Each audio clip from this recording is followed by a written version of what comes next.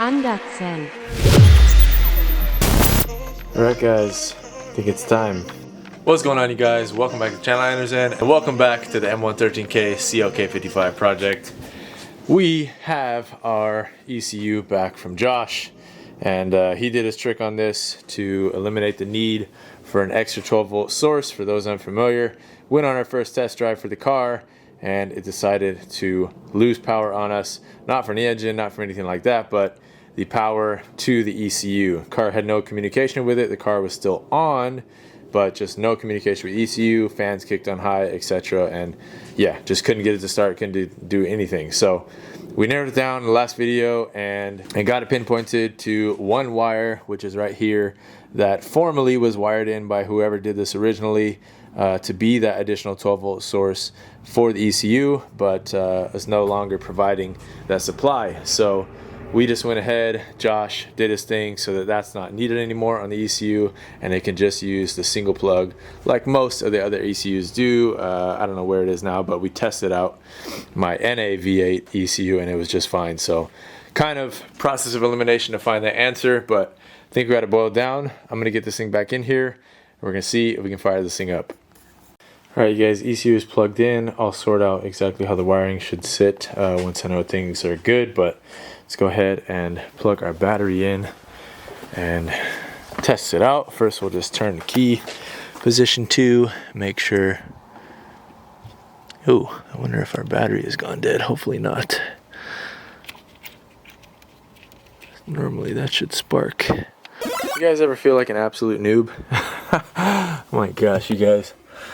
I forgot that I put the breaker right there. The carpeter, when I was test fitting this, probably smacked down on it, so I am probably going to cut that carpet out of there or put something over to shield it so it doesn't get that button hit and switch the breaker, because, oh, look at that. Magically we have power again. Alright, let's test fire this thing. Yeah, our battery was not all the way dead. Normally this would take way long to charge up to that point. It was definitely a little bit flat, obviously from sitting, but not dead. So, alright, let's put the key in here. First thing we have to test is that we're not getting any fans on in key position 2. Alright, great first start. I'm going to let our throttle bodies relearn themselves for a little while here, and I'll check back when we're ready to test fire. Alright guys, I'm going to let the ultra gauge relearn itself real quick. Take the key out and let the battery charge for like 5 minutes, and then we'll give it a test fire. Okay guys, I think it's time. Let's go ahead and make sure none of that's in the way. Should be alright. Oi. Okay. Let's take this off of here. Alright, head inside. Oi. Okay. Alright, I'm going to cycle it a few times just to get fuel. Just since it's been sitting, we did get a chance to fill up the gas at least. And we did take it out on our last drive. Alright, here we go.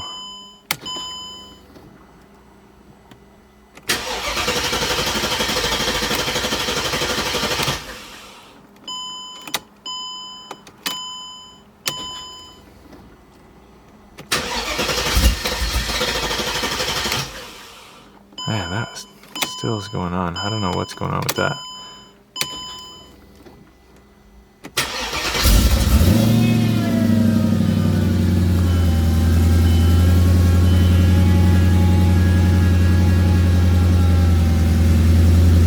Okay, that's much better than before it was actually, or how it was before. So I guess it just needed to get fuel up.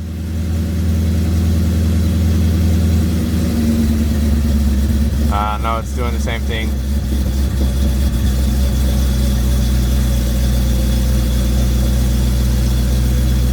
Okay, no, that it is better. All right. I think it honestly just needs to be driven, you guys. When I started up, consistently, and that day that I did get to drive it, turning it off and on, it fired up no problem. I feel like the plugs are probably a bit fouled, to be honest, just from how many times I've started it and stopped it while standing still, not doing anything. So I think we need to drive it and do some proper, like, you know, accelerating and then decelerating off throttle. That's what helps clear spark plugs, is, you know, going from like 40 and just letting off the throttle, letting it decelerate. That's a good way to clear any carbon buildup or deposits on the plugs if they are fouled a little bit. So but that right there, for not starting for over a week and a half, 2 weeks now, was way better than it did before. Before it would be like all choppy, sound like it was running on 6 or 7 cylinders, and then it would kind of backfire itself and then go smooth. That was pretty much smooth once it started. Kind of got a little shaky for a second and then idled down, it was fine. So I will gladly take that. It's alive, so that's a big relief right there. I've been nervous about this the whole time, just because, I mean, electric stuff is not my forte, and I'm getting better at it. I definitely am, from the Benzone on a Budget project, C203 coupe, and this car I've definitely gotten better, but it's still not like my go-to comfortable zone. So I'm growing, but yeah, it was scary waiting to get the ECU back from Josh. So thank you to Josh again. He kind of knew what it was right when I was explaining what was going on. So I'm glad we were able to get that pinpointed relatively quickly, and we should have a permanent fix at least for that issue that took place. So that's a relief. All right, you guys, well, I'm back with the CLK. Had time to test drive it, and of course it's raining right now, so debating on what I'm gonna do. I mean, my plan is just to drive it around the neighborhood and make sure it can do that fine, but I'd like to be able to give it some power, and I'm not gonna be able to in the rain here. And I also, I mean, just in case, I don't think what happened last time will happen again, but I don't want to end up in a miserable situation on my day off with rain and wet grounds trying to move a car, push a car. So I'm not sure what I'm doing right now. I do need to move it out of the garage because I got other work to do on the M155 and the C36. For now, I did get the proper set of spacers for it, the capped style spacers. So I'm going to throw these on the front wheels. I do have a video coming out on some possible wheels that we may be running. Not going to show you guys yet though, so there's your sneak peek, because I don't even know if I'm going to end up running them.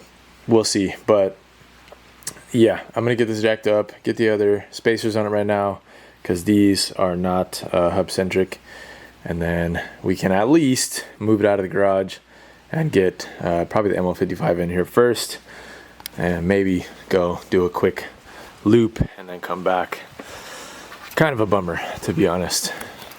I only got so many days off in the week, Saturday and Sunday, so I was really hoping it was going to stay dry for a while. I knew I should have gone early this morning when I was up before it started raining, because it's Saturday now. It doesn't show a clear forecast until next Saturday, which I want this video to be out to you guys sooner than that, so see what we can do, guys. Alright guys, she's running right now. She was being difficult to start up right now. I think I might have put too much fuel when I was cycling the key, so I'm going to stop doing that when I'm trying to start it up. But instead of doing the wheels right now, I'm just going to make sure things are torqued up.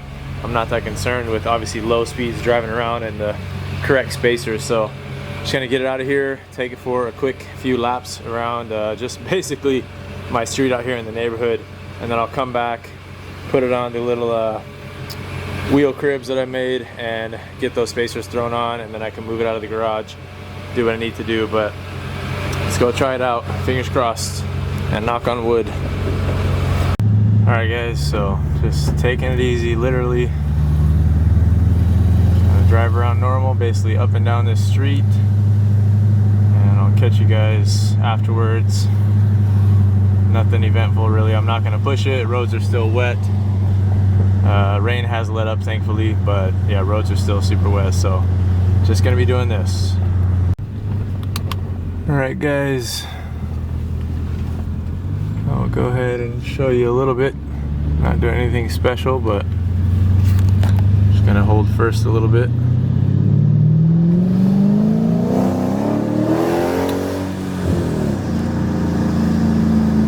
That was first to second. Still feel like the low end, it's kind of trying to figure out what's going on, but I've done first, second, to third like that, and seems like it's doing okay. I'm gonna pull into the house right now. Alright guys, back in the garage. Going ahead and get it jacked up, get the spacers on, and we'll have some further testing later. Camera's got to charge anyway, so I'm gonna put this down and I will check back with you guys in a bit. But so far, feels okay. Definitely, like, it's hard to judge it right off the bat because it needs time to have the tune settle in, the transmission figure itself out. When I picked it up, every once in a while it was doing like a hard 1 to 2 shift, or like a I think that's what I remember, and it was only happening when it was cold. It hasn't done that, but it is a bit like hiccupy when you stab onto the throttle. If you roll onto it, kind of doesn't do it, but a little bit hitchy when you're stabbing on it, trying to figure out what to do. And a lot of that most likely just has to do with it trying to learn itself and the new tune, everything. So I can't really, judge it yet. I need to keep going, keep cycling through. Josh said since it's got the agility mode, comfort mode, sport mode, manual mode, really need to cycle through all those and put a significant amount of miles, 300, 400, 500 miles, and then be able to kind of see what's going on with it. I need to also, I got my trans dipstick somewhere. I'm going to grab it and just take a look at what the transmission fluid looks like, what the level's at, once I get it set back down level. And that'll be something as well we can take care of if need be. I don't have any history as far as that goes on the car, when the fluid's ever been done. And I still don't know what transmission is in it for sure. So I'm going to go ahead and do the transmission fluid at some point regardless. And need to get the serial number off the trans just to see, did they swap it with the SL55 or did they use the transmission that was already in here. Alright guys, real quick before I put the camera away to charge, I wanted to show you guys the difference here. So as you can see, this is the spacer that they put on. You have to run something like this to clear the front hub design on a lot of the Mercedes 203s, 209s, dating back all the way to like some of the 90s models as well, and earlier. So you have to run this. It's a cap style spacer. It's a very thin billet machined piece, basically your cap that's on here, that allows not only it to be hub centric on the back side, but also hub centric right here for the wheel, while still clearing that weird protruding axle design. So these are what's going on. These are what came off. I did have to remove the little lock ring for the hub cap or center cap on this, but it still clicked in fine, and I don't think it's going to go anywhere, so we should be good. That one is tightened down right now. Once I get it back down the ground, we'll torque them up, but that's what it looked like. I've used these, not this C55, but I've used these on my C55. The C36 has a very similar design as well. So these are, a great little product. There's a seller on eBay that is really the only one that I would be able to find these from. He has them in, I think, like 10, 15, and 20 millimeters. So these are 15s. My C55 has the 20s. Anyways, quick wheel spacer education for you guys. Gotta run a cap spacer in the front on most Mercedes models. Alright guys, after the work, let's go ahead and see how it starts up now, especially after just driving.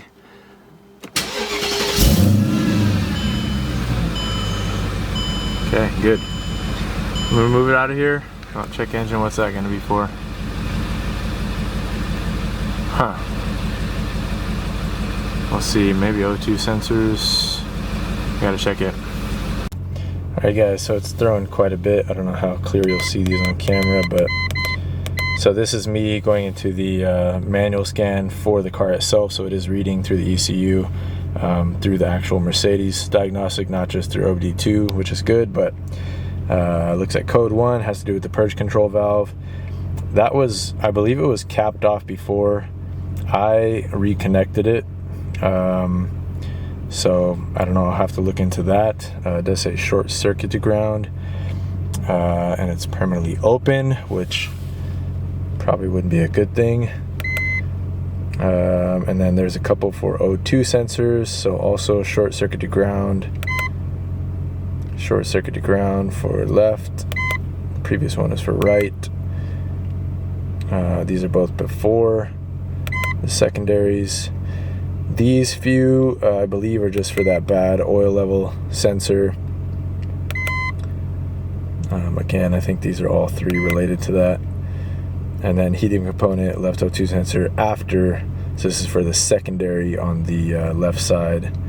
Heating capacity is too low. So in here there were 7 faults, and then if I go back to the just OBD2 scan, then there are 9 faults, I believe. So we'll compare what they read out as, let you guys see. I'm guessing, so codes found, I'm guessing that these might all be kind of linked, and especially short circuit. I'm wondering, guys, if there's something going on with the wiring at some point, and that's why that wire lost 12 volt to the ECU.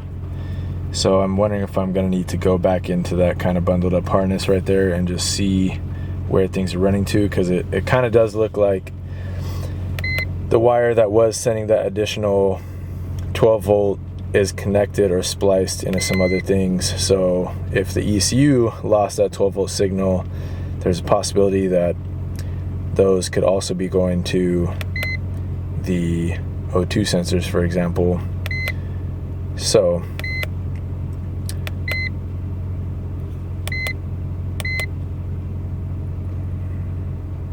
yeah, so evap system. So I'm gonna clear all these now that I got them on camera, and I've taken pictures of each one with my phone as well. I'm gonna clear these and then see what comes back. I don't know if we're gonna keep driving right now, to be honest, guys. Mostly just because I have other things to do, but I'll check back with you guys in a bit. I'll go ahead and clear them right now. We'll turn the car off and restart it, see what happens. I'll show you guys that. All right, guys, we've cleared everything. Gonna go ahead and start it back up.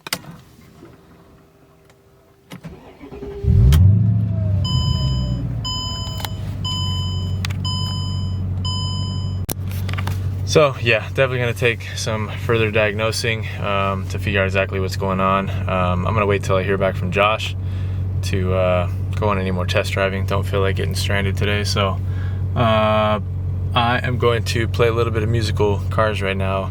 I will catch you guys back once we're back with this thing. Alright guys, just played a little bit of musical cars. Moved everything up by about 1 car length, so got another parking spot right here because it's been tricky. Depending on what car we're driving for the day, like if my brother-in-law has to leave in the Echo or anything like that, then it gets tricky trying to figure out who has to move for what. So guys, I gotta get a catalytic converter on this thing. I keep like feeling like, I'm like, man, I'm getting nervous. My stomach is got like butterflies right now, and then I realize afterwards it's not that. It's because my stomach is feeling queasy because the no cat life is no joke. I don't know how people do it. It's nasty, to be honest. Like letting it idle for even 30 seconds. My wife can smell it from inside the house, and it makes me feel sick. So that is like definitely one of the first things we're gonna do.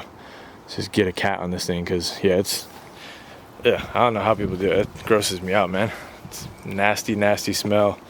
Old cars, like carburetor stuff, for some reason, like that smells good to me, you know, like that old school, you know, carbed old V8 smell, burning the gas. But in this thing, it's disgusting. I don't know, but gonna get this moved. M155 is going in the garage. This is gonna be right here for the time being, and catch you guys in a little while. All right, you guys, a few days later, CLK is back in the garage, but it's actually Wednesday morning. I'm on my way to work, and I've ran out of time to make any more progress on this video. We're at a good spot though. The CLK, it's running, it's alive again. and now we get to kind of dial it in. Let me know, for those that have experience with like a bad O2 sensor. I've never had a car with a bad O2 sensor. What are the behaviors? Like, does it start up rough like this is doing, and then once the car is warmed up, it starts up fine? I don't know. What are the behaviors? I'll have to research that a little bit or ask some buddies, but my thoughts right now, I need to get under the car and I'm going to pull the O2 sensors out, see what they look like. They might be super just carboned up because this car, like I said, is catless, and we've done so many just like start and stops testing it and just letting it sit idling, that maybe they just need to get like really cleared out, or I can take them out and clean them out and then try to reinstall. It's also a possibility that the wiring to them is not correct or not working, so I will look into that as well and try to clean up that front. Giving you guys a sneak peek, I might as well. The red C55 is undergoing its rust repair. I just scrubbed and scraped all of this clean and have put on the first layer of the Rust-Oleum Rusty Metal Primer, which is a fantastic product, by the way. So this is nice and solid and clean and got a fresh layer on it right now. This is dried for like 24 hours, so it's ready for the next layer, and then I will hit it with the red, and you guys will see that in a video soon, as well as once that paint section is done, then our battery tray should be here. I ordered a new tray from Mercedes wholesale, so that should be here, and we'll install a battery. That'll be the first time we can put power to the car, and then we'll jack it up and see what the transmission looks like. So anyways, sneak preview, nothing to do with this video really, but just telling you guys since this video is probably short anyways. Yeah, more work to do on the CLK, but I'm really excited that it's staying alive under its own power with the ECU now. Big thank you to Josh. Yeah, I can't really thank Josh enough from Mercedes Swap Shop. You guys know, a few months ago now, I don't know how long ago now, but a good while now, he's working with me in the channel for all the cars and tuning all the cars, and to have somebody like that in the wheelhouse of what we're doing is like so special. So I don't take it for granted, and just having a friend like him to be able to ask questions and learn from and try to share my knowledge with as well is pivotal in all this stuff. So yeah, again, huge shout out to Josh, and like I always say, if you guys ever need anything tuning related, programming related, if you've done swaps on your cars, hit him up. Like it's kind of a no-brainer at this point, in my opinion, as far as who's out there in the game doing what he's doing. It's not really anybody. There's a few, but he's kind of one of one at this point with the things that he's getting into. So yeah, we got this solved. This ECU is back. It fixed what was going on.